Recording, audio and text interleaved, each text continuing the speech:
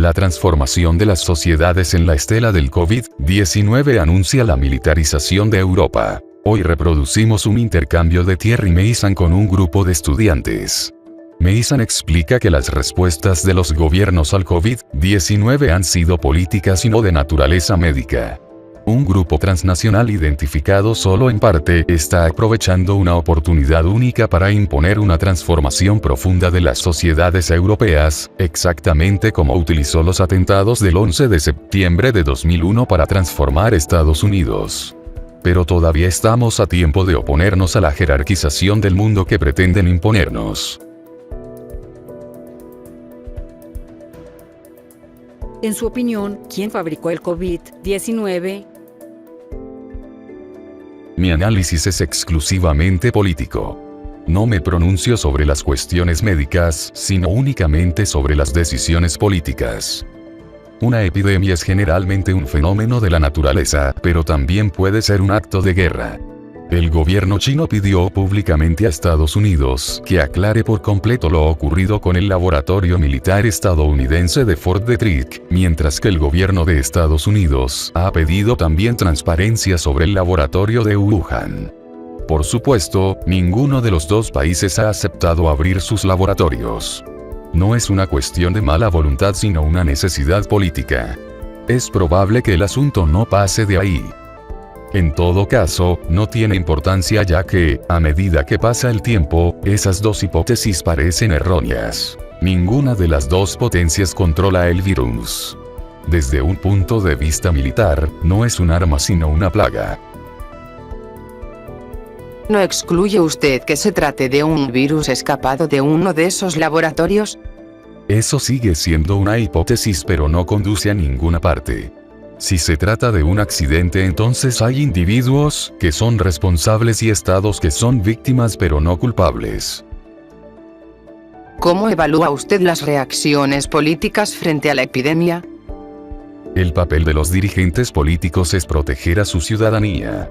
Para eso, deben preparar sus países, en tiempos de normalidad, para que sean capaces de actuar frente a las crisis que puedan producirse. Pero Occidente ha evolucionado de una manera en la que esa misión se ha perdido de vista. Ahora los electores exigen que el Estado cueste lo menos caro posible y que el personal político lo administre como una gran empresa. Por consiguiente ya no hay dirigentes políticos occidentales que vean más allá de sus narices. A los hombres como Vladimir Putin o Xi Jinping se les califica de dictadores solo porque tienen una visión estratégica de la función que ocupan, con lo cual representan una escuela de pensamiento que los occidentales creen obsoleta. Ante una crisis, los dirigentes políticos tienen que actuar. En el caso de los dirigentes occidentales resulta que ahora se ven ante un acontecimiento inesperado. Nunca se prepararon para esto. Fueron electos en base a su habilidad para prometer cosas, no por su presencia de ánimo, ni por su capacidad de análisis de la situación o por su autoridad. Muchos de ellos son humanamente individuos que representan a sus electores sin reunir ninguna de esas cualidades, así que toman las medidas más radicales solo para que no se les acuse de no haber hecho lo suficiente. Esos dirigentes encontraron un experto, el profesor Neil Ferguson, del Imperial College of London, que los convenció de que iba a producirse una gran hecatombe, de que habría 500.000 de decesos en Francia, todavía más en el Reino Unido y más del doble en Estados Unidos. Pero ese experto en estadística acostumbra a profetizar calamidades sin ningún temor a caer en la exageración. Por ejemplo, antes predijo que la gripe aviaria mataría 65.000 británicos, y los decesos no pasaron de 457.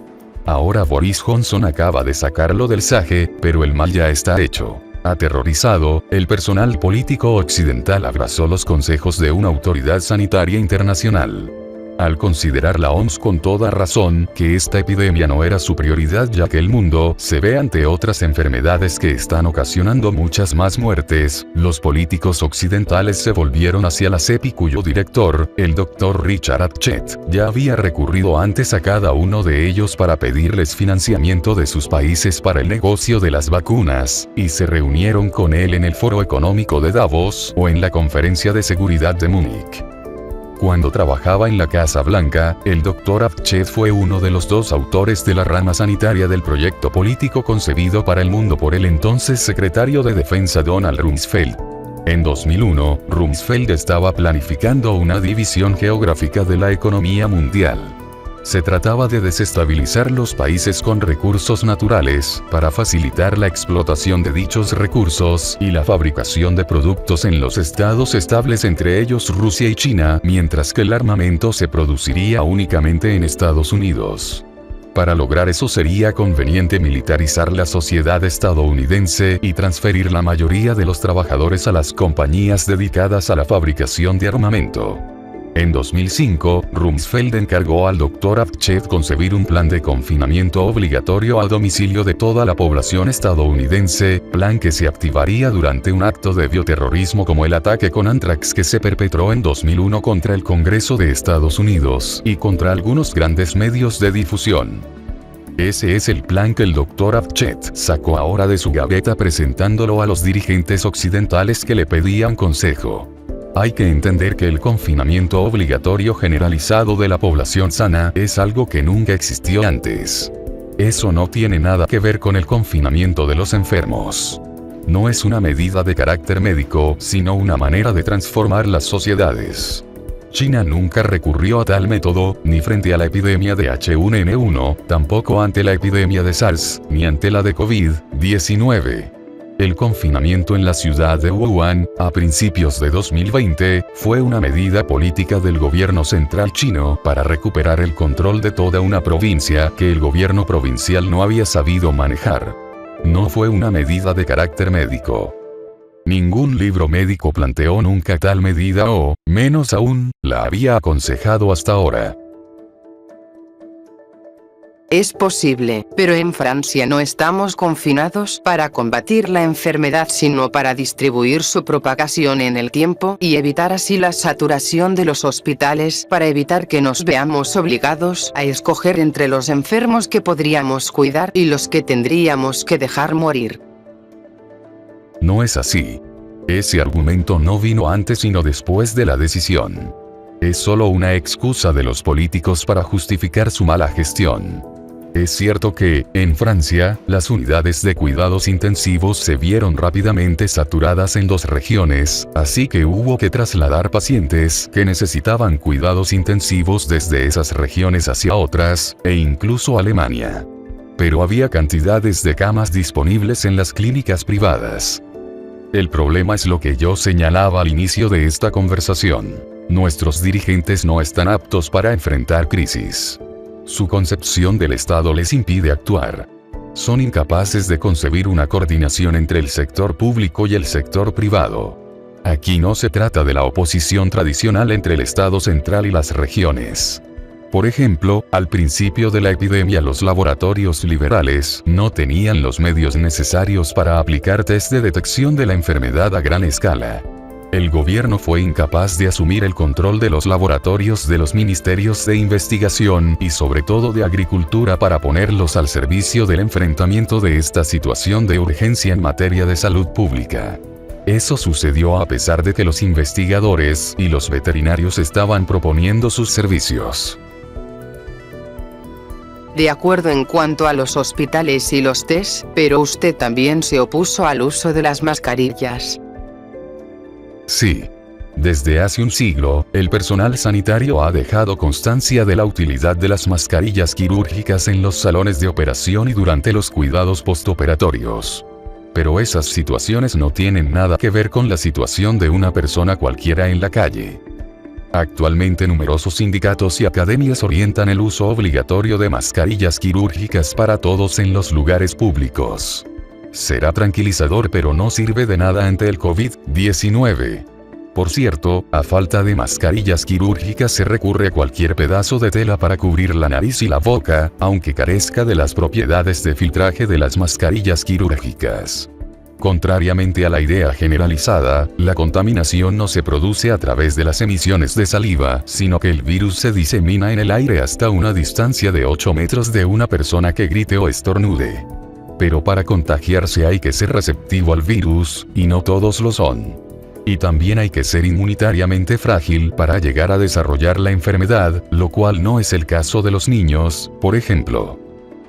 Hay un niño que murió de COVID-19 en Francia. Lo que es cierto en términos individuales es absolutamente falso en el plano colectivo. La edad promedio de las personas fallecidas es de 84 años. Pero, si el confinamiento es absurdo y las mascarillas son inútiles, ¿qué hay que hacer?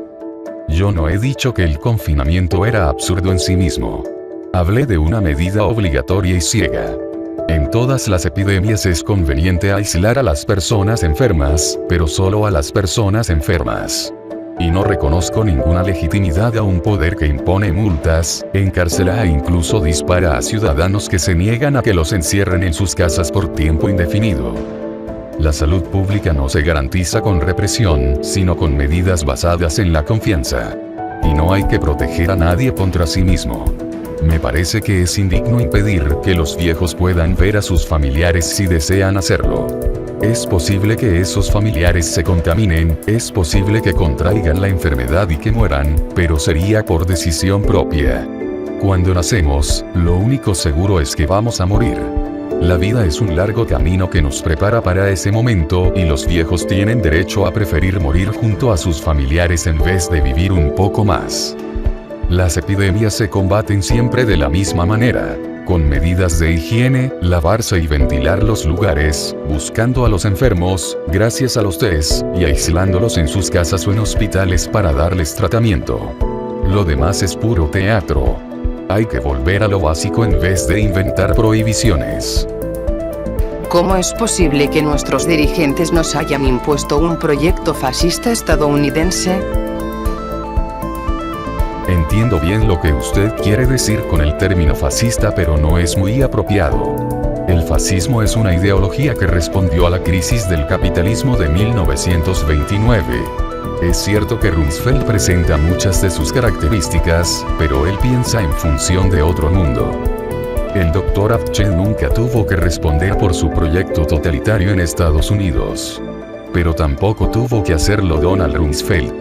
Y, en definitiva, nadie ha tenido que responder tampoco por todo lo que ha pasado después del 11 de septiembre de 2001, porque se ha decidido colectivamente no aclarar los atentados del 11 de septiembre. Así que ese crimen inicial ha seguido teniendo consecuencias. La administración Obama siguió aplicando al pie de la letra el proyecto de Rumsfeld en Libia y Siria, la doctrina Zebrowski. Y, dado que la administración Trump se opuso firmemente, estamos viendo cómo los antiguos colaboradores de Rumsfeld prosiguen su acción a través de otras estructuras federales estadounidenses. Nos guste o no, eso seguirá sucediendo mientras no se aclaren los hechos del 11 de septiembre. Discúlpeme por volver atrás, pero si el confinamiento obligatorio y generalizado fue solo una medida autoritaria sin objetivo médico, ¿por qué resulta tan difícil proceder al desconfinamiento? No es difícil. Basta con que volvamos a ser libres. El problema es que hoy no se sabe mucho más sobre este virus que hace 2 meses y que ahora estamos enredados en un saber imaginario. Las curvas de la epidemia son más o menos las mismas en todos los países afectados, independientemente de las medidas adoptadas. Solo se destacan 2 tipos de países: los que por alguna razón desconocida no se han visto afectados, como por ejemplo los países de la península Indochina, Vietnam, Laos, Camboya y Tailandia, y los que reaccionaron mucho más rápido, aislando inmediatamente a los enfermos y dándoles tratamiento médico, como Taiwán. O sea cual sea la manera de desconfinar, siempre habrá un número más o menos alto de personas contaminadas, pero eso no debería modificar significativamente las curvas de mortalidad.